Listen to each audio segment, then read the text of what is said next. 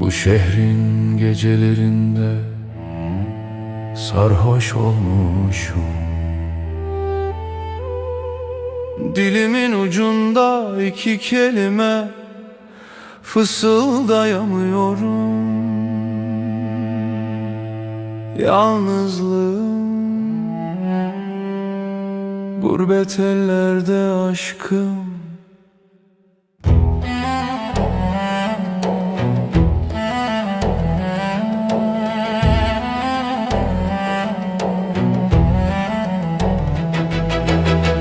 Gökteki bulut ol, kanatlanıp uçur beni.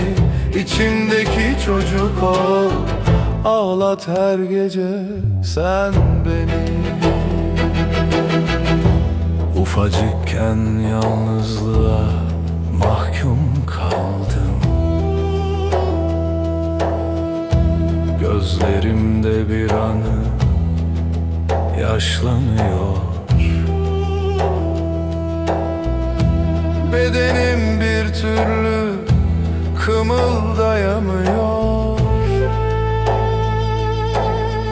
Martı sesleri duydukça uçmak istiyorum. Yanımda ol aşkım. Gökteki bulut ol, kanatlanıp uçur beni. İçimdeki çocuk ol, ağlat her gece sen beni.